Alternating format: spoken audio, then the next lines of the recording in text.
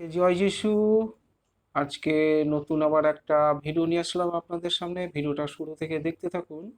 আজকের কন্টেন্টটা হচ্ছে যে প্রভুর ইচ্ছা হলে সব হবে। মানে প্রভু যদি মনে করে সব কাজ হবে, আর প্রভু যদি মনে না করে কোনো কিছুই হবে না। সবই কিন্তু তার হাতে। পৃথিবী যিনি সৃষ্টি করেছেন, যিনি মানুষ সৃষ্টি করেছেন, এবং কর্মর ফল তার কাছ থেকেই আমরা কিন্তু প্রাপ্ত হয়ে থাকি। তাই প্রভুর উপরে ভরসা করা ভালো। যার কাছে পরিত্রাণ আছে, যার কাছে পরিত্রাণ নেই, তার কাছে শুধু শুধু প্রার্থনা করে কোনো লাভ হয় না। কারণ যিনি চোখ বুজে থাকেন, যার অন্তরে প্রাণ নেই, আমাদের দুঃখ কষ্ট ব্যথা অনুভব করতে পারবে না, সংকটের সময় আমাদেরকে সাহায্য করতে পারবে না। তাই তার কাছে প্রার্থনা না করাই ভালো, এমনকি রাজার কাছেও নয়।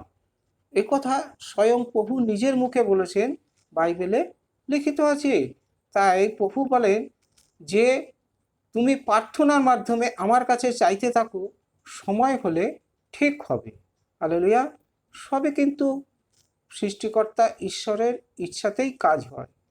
সৃষ্টিকর্তা ঈশ্বর যেরকম চাইবে ঠিক সেই রকমই হবে। কিন্তু ধৈর্য সহ্যগুণ অন্তরে থাকা চাই। ধৈর্য সহ্য সহকারে যে টিকে থাকবে সেই কিন্তু রয়ে যাবে। আর যার ধৈর্য সহ্য গুণ খুব কম, সে কিন্তু সইতে পারে না। ঝটপট ঝটপট আমাকে 24 ঘন্টার মধ্যে কাজ চাই, হাতে হাতে ফল চাই, এই রকম দেখতে থাকবে। কিন্তু আমরা যে কত ভুল করি, পাপ করি, অপরাধ করি, যার ফলেই ঈশ্বরের ঘর থেকে কোনো কাজ আমরা পেতে আমাদের অনেক বিলম্ব হয়। সুতরাং ঈশ্বরের ওপর ভরসা থাকতে হবে। ওদের আগ্রহে পথ চেয়ে বসে থাকতে হবে কখন প্রভু আমাদের প্রতি সহৃদয় হবে, দয়া করবে, করুণা করবে, আর আমি আমার কাজটা ঠিক সময় মতো আমি পাবো। যে কোনো কাজে, যে কোনো কেউ যদি চাকরির জন্য প্রভুর কাছে মানত করে, প্রার্থনা করে, অবশ্যই পাবে। এমনকি কেউ যদি ব্যবসা বাণিজ্য আয় উন্নতি হচ্ছে না, জমি জায়গা চাষাবাদ করতে পারছে না, সেও যদি প্রভুর কাছে মানত করে, প্রার্থনা করে, সেও প্রভু তাকে না করবে না। সময় হলে সব হবে। আর সব ফল প্রভুর কাছ থেকেই আসে। গাছ দেখে যেরকম ফল চেনা যায়, ঠিক তেমনি মানুষ দেখেও চেনা যায় কোন মানুষটা কীরকম। ঠিক আছে। ভরসা বিশ্বাস সৃষ্টিকর্তা ঈশ্বর স্বয়ং প্রভুর উপরেই রাখা ভালো। তবে এখানে একজন ভাববাদী বলেন যে প্রকৃত দান। একদিন যিশু তার শিষ্যদের জেরুসালেমের মন্দিরে ছিলেন। হ্যাঁ, যিশু দেখলেন ধনী লোকেরা অনেক মুদ্রা দান বাক্স দান করছে। ধনী ব্যক্তি, পৃথিবীতে অনেক কান্ট্রি আছে খুব ধনী ব্যক্তি, তাদের এখানে মানে চার্চে খুব ধুমধাম করে ফেলোশিপ হয়, প্রার্থনা হয় প্রত্যেক রবিবার শুক্রবারে। এখানে দান বক্সে কিন্তু অনেক দান করে।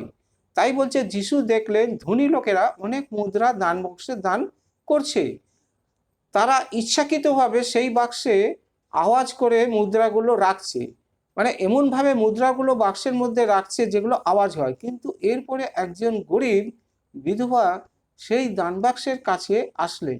তিনি সেখানে দুটি মুদ্রা রাখলেন, যার মূল্য যথা সামান্য। যিশু সেই বিধবাকে দেখেছিলেন। তিনি সেই গরিব বিধবার দানের মহত্ব বোঝাবার জন্য তিনি শিষ্যদিগকে ডাকলেন। যিশু বললেন সেই বিধবার সমস্ত ধনীদের থেকেও অধিক দান করেছে, কারণ প্রত্যেকে তাদের অবশিষ্ট অর্থের অংশ দান করেছে। এক একজন ধনী ব্যক্তি তার 1/4 দান করেছে, কিন্তু ওই ধনী বিধবা ব্যক্তি তার সমগ্র মানে ওই দান বাক্সে দান করেছে। কিন্তু সেই গরিব বিধবা নিজের সর্বস্ব দান করেছে। ওই যে দুটো সিকি পয়সা ছিল, ওই সিকি পয়সা দুটোই সর্বস্ব দান করলো। জানে প্রভুর কাছে দান করা মানে আমার অধিক আরো 10 গুণ ফিরে পাবো। তারা সৃষ্টিকর্তা ঈশ্বরের সেবা করতে হয়। তার কাছে কিভাবে? গরিবকে দান করা মানেই ঈশ্বরের সেবা করা। জীবে দয়া পরম ধর্ম, জীবে দয়া করি। পশু পাখি জীবজন্তুকে আহার জোটাতে হয়। তারা তা তারা তো অবেলা বোবাজাত, তারা তো কথা বলতে পারে না। সুতরাং রোজ সকালে ঘুম থেকে উঠে তাদেরকে মুড়ি বিস্কুট বা রুটি ছিঁড়ে তাদেরকে আহার দিতে হয়। তুমি যত দান করবে তার অধিক গুণ কিন্তু উপরওয়ালার কাছ থেকেই ফিরে পাবে।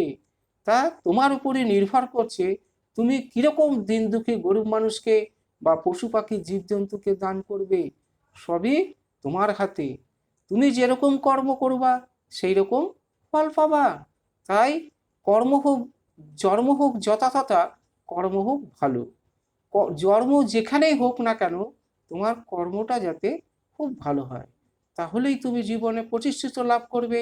অধিক মানে বহুগুণ সম্পত্তি তোমার গৃহে থাকবে।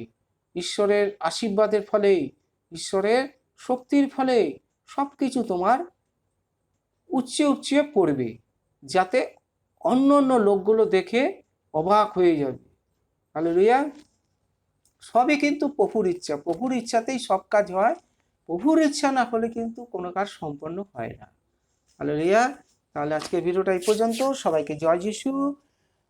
আপনারা ভালো থাকবেন, সুস্থ থাকবেন, এইটাই সৃষ্টিকর্তা ঈশ্বর স্বয়ং প্রভুর কাছে আমি সদা সর্বদা প্রার্থনা করি। প্রভুর আশীর্বাদ দৃষ্টিপাত যেন আপনাদের মাথায় থাকে, আর কোনো রোগ ব্যাধি থেকে প্রভু, সমস্ত কিছু হাত থেকে যেন প্রভু আপনাদের সুস্থতা করে দেয়।